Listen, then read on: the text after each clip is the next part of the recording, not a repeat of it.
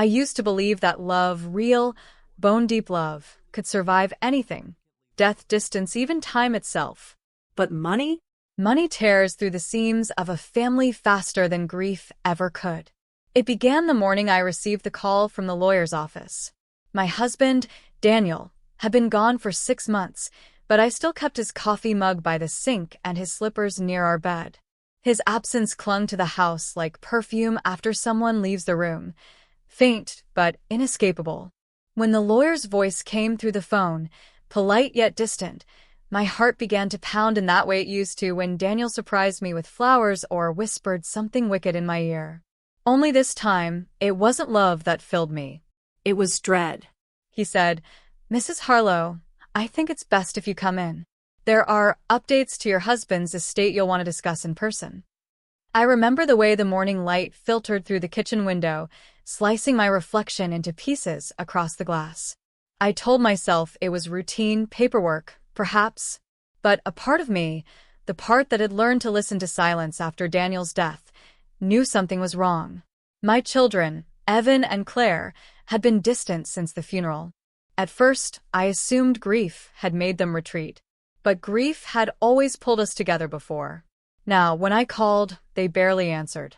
When they visited, their eyes darted toward Daniel's study, toward the safe he used to keep locked.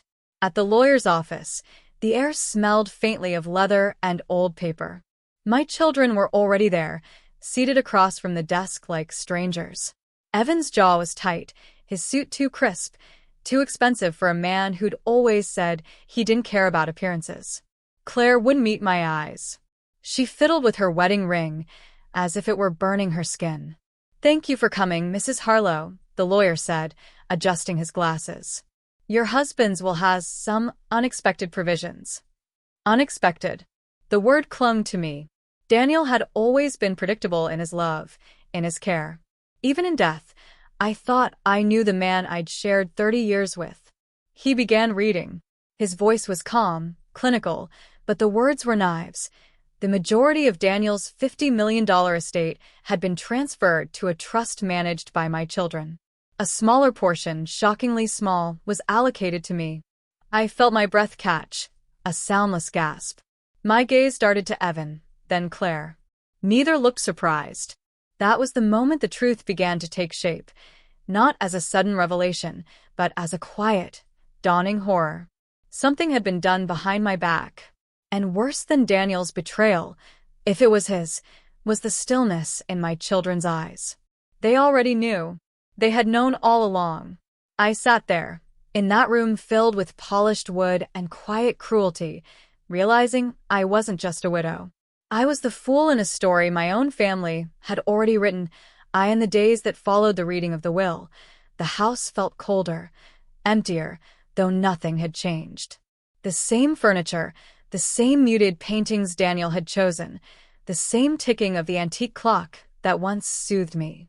Yet every sound now carried an echo of betrayal. I spent hours pacing between the kitchen and Daniel's study, touching the things he'd left behind. His scent still lingered faintly on the collar of a coat draped over the chair. He had always been meticulous, his files labeled, his handwriting precise. There was no trace of chaos in the man I married. Which is why the idea that he would leave me with so little, without warning, didn't sit right. It wasn't Daniel's way. Evan was my eldest. At 35, he had inherited his father's sharp mind and stubborn pride. He worked in finance, numbers were his comfort zone, but empathy had never been his strength. As a boy, he'd always been calculating, saving his allowance while Claire and I spent ours on nonsense. I used to admire that discipline. Now I saw it for what it was, the first shadow of greed. Claire, 3 years younger, had always been softer. At least I thought she was. She'd been my companion during Daniel's long business trips, the one who stayed up watching old movies with me, sharing secrets over bowls of ice cream. Her wedding to a charming young lawyer had felt like a fairy tale then. But lately, her eyes held a tension I couldn't name. A guilt, maybe, that she tried too hard to hide. When I called her after the meeting, her voice trembled. "Mom, please don't make this harder than it has to be," she said. "Dad, he wanted it this way." "That's not true, Claire." I replied quietly. Your father would never leave me like this without telling me. Did you know? The silence that followed said everything she was too afraid to confess. Later that evening, Evan came by. He arrived unannounced, briefcase in hand, confidence radiating like armor. Mom, he began, we need to talk about the estate. The lawyer said you'll still have the house, and you'll be comfortable. You don't need to worry. I don't need to worry? I repeated, my voice shaking. Your father left me out of my own life, and you think I shouldn't worry? He exhaled sharply. It's not about leaving you out. It's about protecting what he built. You wouldn't understand the complexities. I cut him off. Try me. For a moment, I saw Daniel in him. The same arrogance, the same belief that he knew best. But this wasn't love disguised as protection. It was control. When Evan left, I stood at the window, watching him drive away, his taillights fading into the dark. A storm was forming inside me, a quiet, deliberate kind of fury. If my children had turned against me, I needed to know why. And I would. The next morning, I woke before dawn, my thoughts heavy as the silence that filled the house. I hadn't slept much. Daniel's voice kept echoing in my mind, fragments of memory that now felt tainted. You'll always be taken care of, Mary. I've made sure of it. But if that were true, why did I feel so discarded? I went into his study again, the place I'd been avoiding since the will was read. Dust motes floated in the sunlight like tiny ghosts. His mahogany desk was neat, as always, but something in its precision felt unnatural, too deliberate, too untouched. I sat in his chair and opened the top drawer. Receipts, notes, keys. Nothing unusual. Then, tucked beneath a stack of papers, I found an envelope with my name written in Daniel's slanted handwriting. My pulse quickened. I tore it open, expecting answers, but inside was only a brief letter, one that didn't sound like him at all. Mary, I trust Evan and Claire to handle things when I no longer can. They'll ensure you're looked after. Don't worry yourself with details. I read it 3 times. The words were flat, impersonal, as if dictated. Daniel never wrote like that. His notes had always been warm, teasing even. This was mechanical. I decided to visit the lawyer again alone. When I arrived, his assistant hesitated before letting me in, glancing nervously toward the office door. Inside, the lawyer looked up from his desk, his expression taut. Mrs. Harlow, he said carefully. I wasn't expecting you. I have questions, I replied, placing the letter on his desk. Did my husband write this? Or did someone write it for him? His eyes flickered, just for a second, but enough for me to notice.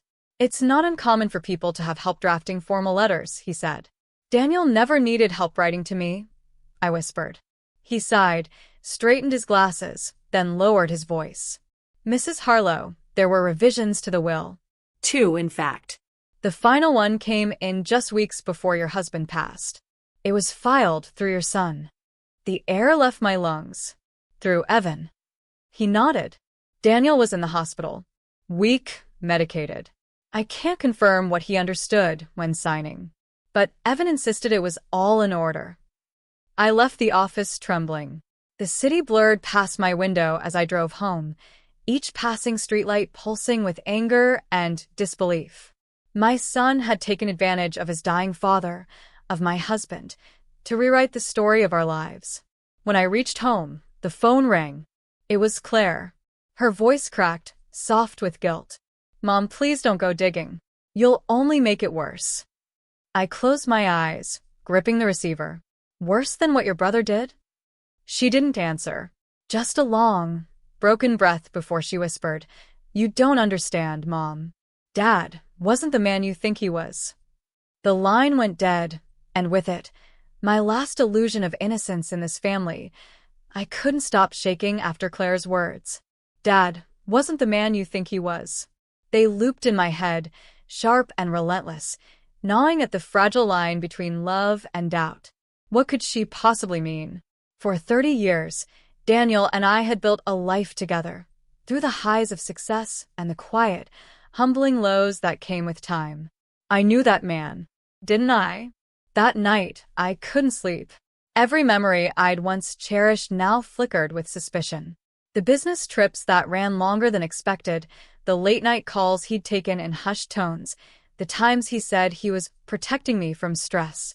I'd accepted all of it, trusting his reasons, never questioning the quiet spaces in our marriage. By morning, my curiosity had hardened into resolve. I needed the truth, not whispers, not evasions. Facts. I drove to the bank Daniel had always used. The manager, a balding man with kind eyes, remembered me immediately. When I asked to review the safe deposit records, his expression turned guarded. "Mrs. Harlow, your son already cleared out your husband's box shortly after his passing. He had the key and authorization." Authorization. I repeated. "From whom?" He hesitated. "From your husband." The signature was verified, at least at the time. Something in his tone chilled me. "May I see it?" Minutes later, I stood staring at a copy of Daniel's signature. It was close, almost perfect, but the curve of the D was off. I would have known it anywhere. I had spent half my life reading his handwriting on cards, notes, love letters. This wasn't his. I left with trembling hands. My son, my own flesh and blood, had forged his father's signature. The pieces began to align, each one sharper than the last. Evan, always obsessed with control, had taken over Daniel's affairs as his health declined. He must have convinced Claire to cooperate, her loyalty born from fear, not greed. The trust fund, the lawyer's hesitation, the missing documents, it all pointed to one thing: a betrayal orchestrated by my children, wrapped in the illusion of legal order. When I arrived home, Claire's car was already in the driveway. She was sitting on the porch steps, tear-streaked and pale. "Mom," she began, standing quickly, "please, you have to stop this. Evan didn't mean for it to go this far." I stared at her, my heart breaking even as anger burned beneath my ribs. "He forged your father's signature. He stole from me, from us. How could you defend him?"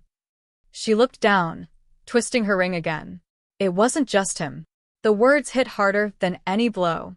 "What do you mean?" She swallowed hard. "Dad knew. He changed the will because he found out about the investment losses. The money was disappearing. He trusted Evan to fix it quietly. But after Dad died, he took control. He said it was what Dad wanted." I didn't know what to believe. Her confession gutted me. Daniel hadn't betrayed me out of malice. He'd been trying to protect me from the truth, from financial ruin.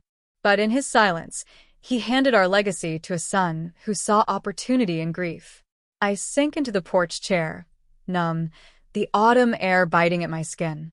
My children stood divided before me, one consumed by guilt, the other by greed. For the first time in my life, I felt utterly alone, surrounded by the ghosts of the people I loved most. The days after Claire's confession passed in a blur of silence. I didn't speak to either of my children. The phone rang often, Evan's number flashing again and again, but I couldn't bring myself to answer. I needed time to understand the wreckage, to separate the truth from the emotion that threatened to drown me. Grief had already hollowed me out once. Now betrayal carved what remained. I spent my mornings sitting in Daniel's study, letting the light shift across the room as the hours bled away. I reread the forged letter, ran my fingers over the smooth grain of his desk, and tried to imagine what he'd say if he were still here. Maybe he'd tell me he'd meant to shield me. Maybe he'd apologize for trusting the wrong person. But the one thing I was certain of, he would never have wanted this silence between us and our children. Eventually, I made a decision. I wasn't going to let the story end with my name written out of my own life. I contacted a new attorney, one unconnected to the firm Evan had chosen. We began reviewing the documents, comparing signatures, piecing together timelines. There was enough to question the will's validity, enough to challenge the deception that had taken root in Daniel's final months. When word reached Evan, he came to see me. He looked thinner, tired, but the arrogance was still there, a flicker of the boy who once believed rules didn't apply to him. "Mom," he began, forcing calm, "you don't have to do this. You'll ruin the family's name. Dad wouldn't want that." I met his gaze, unflinching. You already did. For the first time, he faltered. His eyes softened, confusion clouding his anger. Maybe he thought I would forgive him, like I always had. But there are betrayals so deep they leave no room for mercy, only understanding. And even that takes time. As he turned to leave, I stopped him. Evan, I said quietly, your father built everything we have from trust. You destroyed it for money that will never fill the space he left behind. He didn't respond. The door clicked shut behind him, and with it, the final thread holding us together unraveled. Weeks later, I walked through the garden Daniel planted the year we married. The roses were still blooming, defiant against the chill of late autumn. I sat among them, breathing in their scent, realizing that love, in its truest form, isn't about possession. It's about endurance. Daniel was gone. My children were strangers. But I was still here, still standing in the life I had built, scarred yet unbroken. Maybe one day, they'd come back, not for forgiveness, but for understanding. Until then, I would live quietly, deliberately, reclaiming what remained of my peace. Because in the end, money fades, trust fractures, and love, if it's real, must be rebuilt from the ashes. And I was ready to begin again,